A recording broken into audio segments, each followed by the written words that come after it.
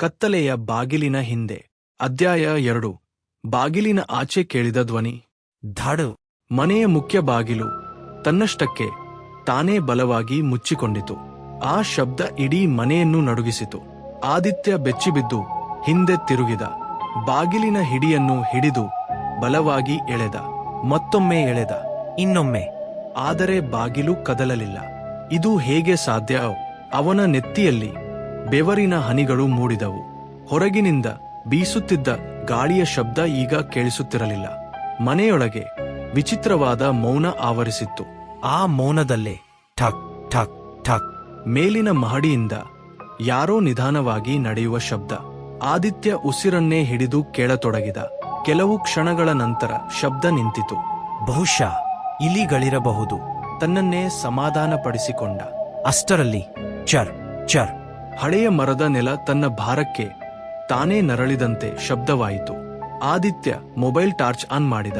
ಧೂಳಿನಿಂದ ತುಂಬಿದ ದೊಡ್ಡ ಹಾಲ್. ಗೋಡೆಯ ಮೇಲೆ ಹಳೆಯ ಚಿತ್ರಗಳು. ಮೇಲ್ಛಾವಣಿಯಿಂದ ನೇತಾಡುತ್ತಿದ್ದ ಒಡೆದ ಗೊಂಚಲು. ಎಲ್ಲವೂ ವರ್ಷಗಳಿಂದ ಯಾರೂ ಕಾಲಿಡದ ಸ್ಥಳದಂತಿತ್ತು. ಹಾಲ್ನ ಮಧ್ಯದಲ್ಲಿ ಒಂದು ಹಳೆಯ ಎಣ್ಣೆಯ ಲಾಂಪಿತ್ತು. ಅದರ ಗಾಜು ಧೂಳಿನಿಂದ ಮುಚ್ಚಿಕೊಂಡಿತ್ತು. ಅವನು ಅದನ್ನು ಕೈಗೆತ್ತಿಕೊಂಡ. ಅಷ್ಟರಲ್ಲಿ ಹಿಂದಿನಿಂದ ಯಾರೋ ನಿಧಾನವಾಗಿ ಉಸಿರಾಡಿದಂತೆ ಅನುಭವವಾಯಿತು. ಅವನು ತಕ್ಷಣ ಹಿಂದಿರುಗಿದ. ಯಾರೂ ಇರಲಿಲ್ಲ.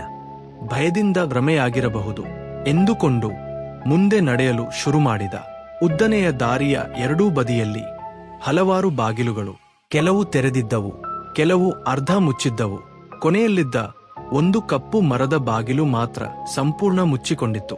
ಆ ಬಾಗಿಲಿನ ಕೆಳಭಾಗದಿಂದ ತಣ್ಣನೆಯ ಮಂಜು ಹೊರಬರುತ್ತಿತ್ತು. ಆದಿತ್ಯನ ಹೃದಯ ಬಡಿತ ವೇಗವಾಯಿತು. ಅವನು ಒಂದು ಹೆಜ್ಜೆ ಮುಂದೆ ಇಟ್ಟ. ಅಷ್ಟರಲ್ಲಿ ಯಾರೋ ತುಂಬಾ ನಿಧಾನವಾಗಿ ಅವನ ಹೆಸರನ್ನೇ ಕರೆದರು. ಆದಿತ್ಯ. ಅವನು ತಕ್ಷಣ ತಿರುಗಿದ. ಯಾರೂ ಇರಲಿಲ್ಲ. ಮತ್ತೆ ಆದಿತ್ಯ. ಈ ಬಾರಿ ಧ್ವನಿ ಇನ್ನೂ ಸ್ಪಷ್ಟವಾಗಿತ್ತು. ಆದರೆ ಅದು ಎಲ್ಲಿಂದ ಬರುತ್ತಿದೆ ಎಂದು ಅರ್ಥವಾಗಲಿಲ್ಲ. ಗೋಡೆಯಿಂದಲೇ ಬರುತ್ತಿದೆಯೋ, ನೆಲದಿಂದಲೇ ಬರುತ್ತಿದೆಯೋ, ಅಥವಾ ಅವನ ಮನಸ್ಸಿನೊಳಗಿಂದಲೇ ಕೇಳಿಸುತ್ತಿದೆಯಾ? ಅವನ ಕೈಗಳು ನಡುಗುತ್ತಿದ್ದವು. ಹಿಂದೆ ಹೋಗಬೇಕೋ, ಮುಂದೆ ಹೋಗಬೇಕಾ ಎಂಬ ಗೊಂದಲದಲ್ಲಿ ನಿಂತ. ಅಷ್ಟರಲ್ಲಿ ಗೋಡೆಯ ಮೇಲೆ ನೇತಾಡುತ್ತಿದ್ದ ಒಂದು ಹಳೆಯ ಫೋಟೋ ನೆಲಕ್ಕೆ ಬಿತ್ತು. ಗಾಜು ಒಡೆದು 1000 ಚೂರುಗಳಾಯಿತು. ಆದಿತ್ಯ ನಿಧಾನವಾಗಿ ಆ ಫೋಟೋವನ್ನು ಎತ್ತಿಕೊಂಡ. ಅದರೊಳಗಿದ್ದ ಕುಟುಂಬದ ಚಿತ್ರದಲ್ಲಿ 5 ಜನರಿದ್ದರು.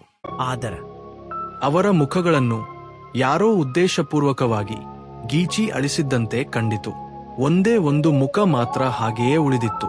ಅದ ಒಂದು ಚಿಕ್ಕ ಹುಡುಗಿಯ ಮುಖ. ಅವಳ ಕಣ್ಣುಗಳು ಮಾತ್ರ ವಿಚಿತ್ರವಾಗಿ ಜೀವಂತವಾಗಿದ್ದವು. ಆದಿತ್ಯ ಫೋಟೋವನ್ನು ಕೆಳಗಿಟ್ಟ. ಅಷ್ಟರಲ್ಲಿ ಮತ್ತೆ ಠಕ್ ಠಕ್ ಠಕ್.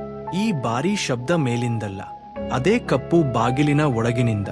ಅವನು ನಿಧಾನವಾಗಿ ಹತ್ತಿರ ಹೋದ. ಕಿವಿಯನ್ನು ಬಾಗಿಲಿಗೆ ಒರಗಿಸಿದ.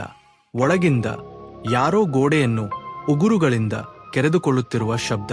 ಘರ್ ಘರ್. ನಂತರ ಒಂದು ಮಗುವಿನ ಅಳುವ ಧ್ವನಿ. ಅಣ್ಣ, ನನ್ನನ್ನು ಹೊರಗೆ ಬಿಡು. ಆದಿತ್ಯನ ದೇಹವೇ ನಡುಗಿತು. ಇದು ನಿಜವೇ? ಅಥವಾ ಯಾರೋ ಬಲೆ ಬೀಸುತ್ತಿದ್ದಾರಾ? ಅವನ ಕೈ ಬಾಗಿಲಿನ ಹಿಡಿಯತ್ತ ಚಾಚಿತು. ಆ ಕ್ಷಣದಲ್ಲೇ ಮನೆಯ ಎಲ್ಲಾ ಕಿಟಕಿಗಳು ಒಂದೇ ಸಾರಿ ಬಡಿದುಕೊಳ್ಳಲು ಆರಂಭಿಸಿದವು.